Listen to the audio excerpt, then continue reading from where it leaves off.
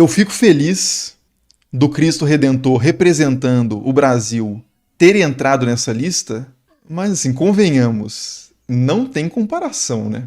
O Cristo Redentor não tem comparação em nenhum critério, não chega nem perto da segunda menos maravilhosa. Assim, em termos de tamanho, o Cristo Redentor é infinitamente menor do que qualquer outra. Em termos de virtuosidade, preciosidade, sei lá, complexidade do trabalho artístico, é menos do que qualquer outra também. Em termos de tempo, o Cristo Redentor é de 1930, na década de 30. Então o Cristo Redentor não tem nem 100 anos. O projeto tem mais, né? Inclusive ia ser uma estátua diferente. Depois eu vou mostrar, inclusive, para vocês, para quem nunca viu o projeto inicial da estátua do Cristo Redentor do século XIX. Eu acho que seria uma estátua menos interessante. Eu gosto mais da estátua que como eles fizeram. Mas o Cristo Redentor é muito icônico porque ele é a cereja do bolo, ele coroa uma paisagem que é surreal, que é o litoral do Rio de Janeiro. O Rio de Janeiro pode ter todos os defeitos que quiserem acusar. Eu não vou acusar de nenhum, mas podem acusar o Rio de Janeiro de ter vários defeitos. Mas não dá pra falar que o Rio de Janeiro não é maravilhoso. De fato, é a cidade maravilhosa. Não tem como, cara. E o Cristo Redentor, ele coroa a paisagem no topo do Corcovado. Né? Então, se a gente coloca aqui Cristo Redentor, esse eu vou colocar em português mesmo, acho que vai achar mais fácil. Você pega deixa eu pegar isso aqui, essa foto aqui. Cara, o Rio de Janeiro é mágico, assim. Quem nunca foi ao Rio de Janeiro, eu sou de Belo Horizonte, eu não valorizo muito praia, inclusive. Eu sou um cara das montanhas mesmo, mineiro, que não vai pra Guarapari. Mas eu não consegui não ficar de joelhos, assim, diante da paisagem do Rio de Janeiro. É mágico. E o Cristo Redentor coroa essa paisagem. No topo de um monte que é maravilhoso, que é o Corcovado, e tem outros, como o Pão de Açúcar. Agora, se você tira o Cristo Redentor da paisagem, ela piora? Acho que sim. Um pouco. Ela perde a sua distinção, fica menos icônica. Mas ela continua maravilhosa. Então, lembra um pouco a questão daquela que a gente estava falando de Machu Picchu. Né? Machu Picchu, mesmo se não tivesse a cidade, seria maravilhoso. Mas a construção de Machu Picchu é de uma complexidade enorme, é uma cidade inteira, ela vai até a costa, vai no topo da montanha. É um lugar extremamente remoto, tem uma engenhosidade absurda, construída com possibilidades tecnológicas muito inferiores ao que o Cristo poderia ter utilizado em termos de maquinário. Então, assim, o Cristo impressiona muito menos em execução e, para mim, impressiona muito menos em resultado do que Machu Picchu. Até porque, de novo, né, é difícil comparar uma estátua com uma cidade. E eu, particularmente, não sou muito fã também, não sei vocês, do estilo Art Deco do Cristo Redentor. Eu, particularmente, não sou nada fã dos caras fazerem isso. Ficarem projetando coisa no Cristo Redentor. Isso aqui eu acho que é um abuso. Alguém tem que parar o governo do Rio de Janeiro de projetar a camisa do Flamengo no Cristo Redentor. Isso aqui não tem a menor condição. Mas assim, o estilo artístico do Cristo Redentor, né, que é naquele estilo do Art Deco, com as linhas mais duronas, ele tem um bigode também que não me agrada tanto assim. Aqui a cabeça do Cristo Redentor, né? Não sei se vocês separaram, mas ele tem um bigodinho. Ele tem um queixo bem também quadrado, que eu não sei se isso era pra ser uma barba simplificada, ou se ele realmente só tem bigode. Deixa eu pegar uma que o bigode do Cristo Redentor tá mais nítido. Rosto, face. Aqui. Ele tem um bigodinho, né? Que, assim, não me inspira muita solenidade. E olha que eu poderia puxar a sardinha pro meu lado, né? Mas, caramba, o que é isso aqui? Mas aqui, o Cristo Redentor... E ele é construído ele é de concreto armado e revestido de pedra-sabão. É tipo um mosaico, né? Uns triângulos de pedra-sabão, que é bem interessante, inclusive. Quando você vê o Cristo Redentor de perto, quer ver? Deixa eu ver se eu acho uma imagem aqui do pé dele, por exemplo. Aqui. O Cristo Redentor de perto, ele é assim, né? Ele é todo com esse mosaico triangular aqui de pedra-sabão, que é uma coisa para proteger ele das intempéries, né? De maresia, né? De ventos. O Cristo Redentor toma raio direto, né? É agredido por raios. O que é isso aqui, cara? Isso aqui eu realmente não tanco.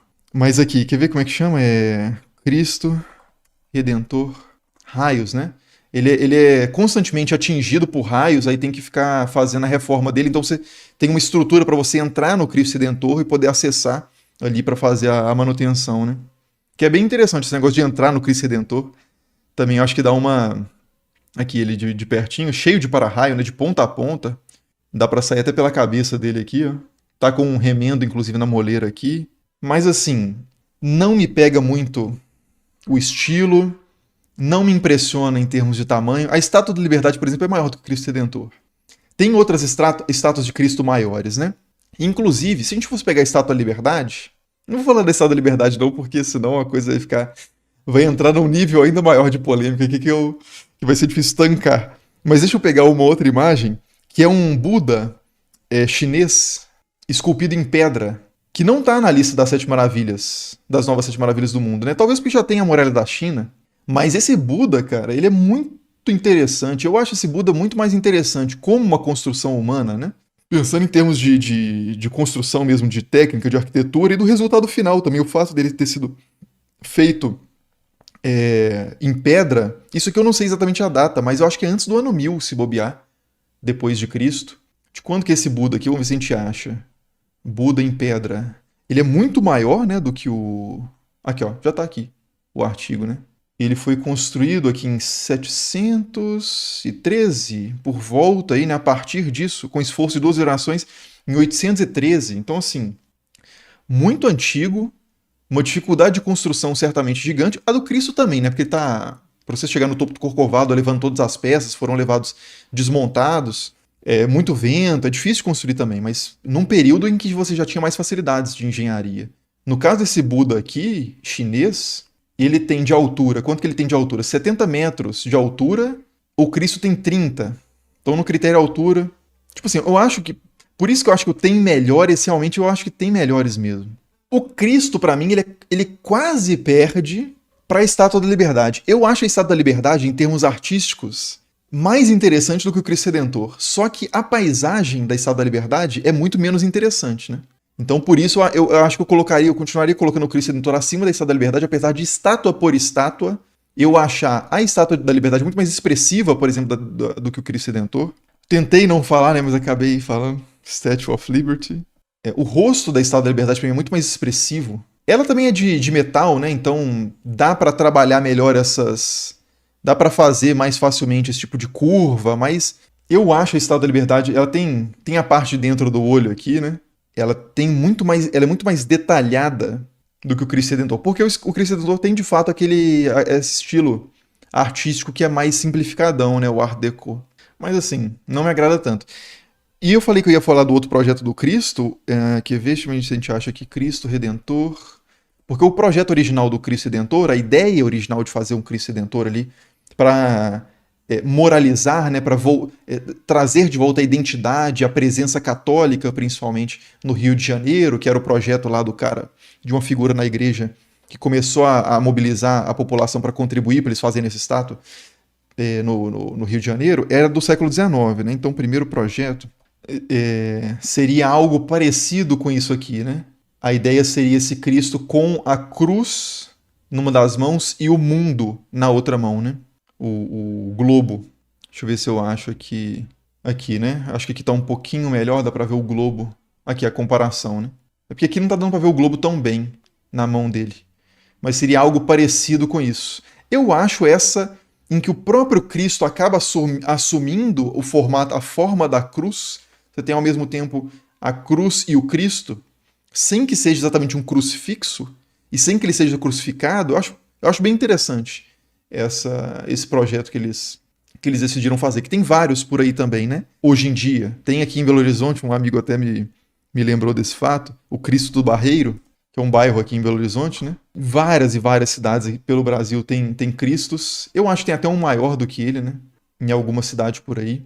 Mas certamente numa paisagem menos interessante. Então, mas é isso, assim. Eu vou parar de falar mal do Cristo Redentor, porque, de novo, a gente tá numa lista que é só pauleira. Todas as opções são maravilhosas. O Cristo Redentor é maravilhoso. Numa cidade maravilhosa, mas diante das outras, não tem como. Acho que não tem critério que daria para usar histórico, assim, arquitetônico, para colocar o Cristo acima de qualquer uma dessas. Sobe Machu Picchu? Calma, calma. Não sei se o Padre Cícero é maior que o Cristo. Eu acho que não.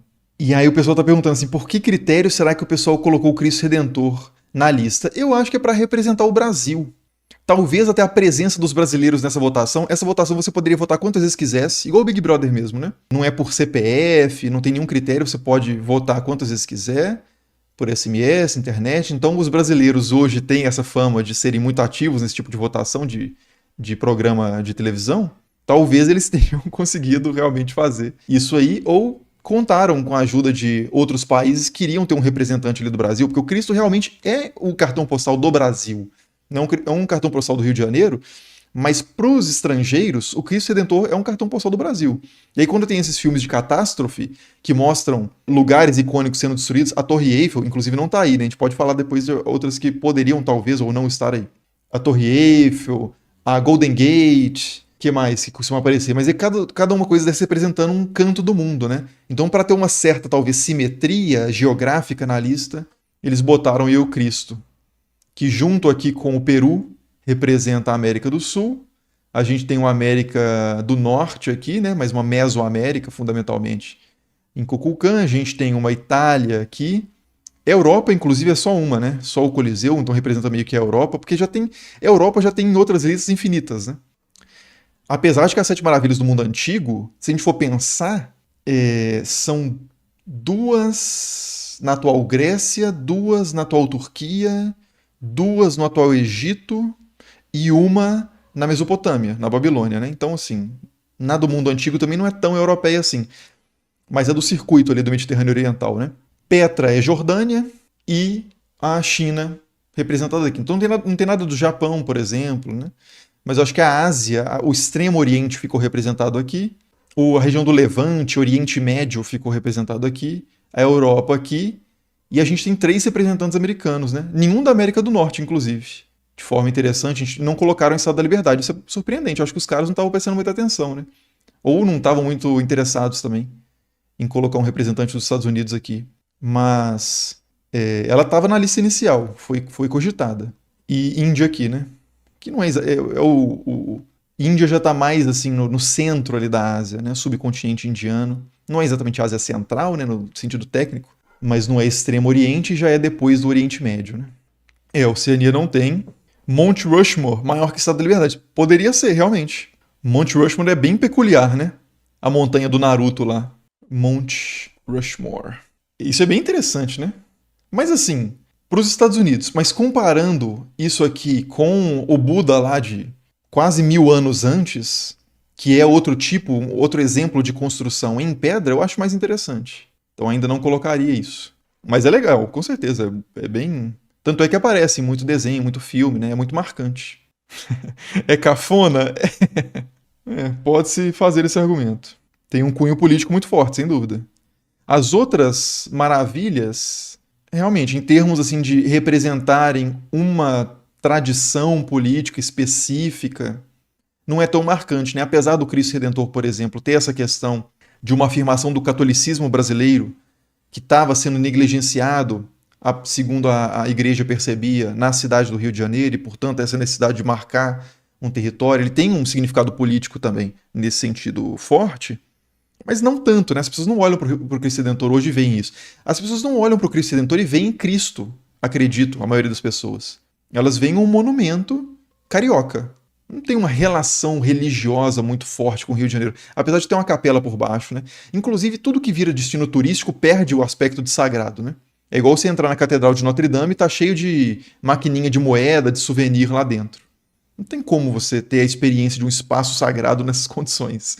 Então, até falando do tema do Eliade, né, do sagrado e profano, realmente, tudo que vira atração turística passa a ser só atração turística. O Coliseu, sei lá, eu, inclusive, voltando para aquela pergunta que me fizeram de qual que eu gostaria de visitar, em relação a todas elas eu teria um certo problema, que eu não gosto de lugares turísticos. Não por causa dos lugares, mas por causa do turístico. Claro que eu seria mais um turista lá, né, encebando a paisagem. Mas assim, eu ia falar você, né? Mas eu, particularmente, não sei vocês, não consigo ter muita paz, sei lá, serenidade de percepção para conseguir admirar uma paisagem quando ela tá cheia de gente tirando foto. Sei lá, tem umas igrejinhas aqui em Minas Gerais são lindas, aí você entra e tem placa de prefeitura, microfone, iluminação artificial, que mata pra mim completamente o negócio. Não sei vocês, pode ser um purismo, né? Um chatismo meu, mas... Pois é, eu não gosto de locais cheios em geral também, tem isso, né? Independente de serem turísticos ou não.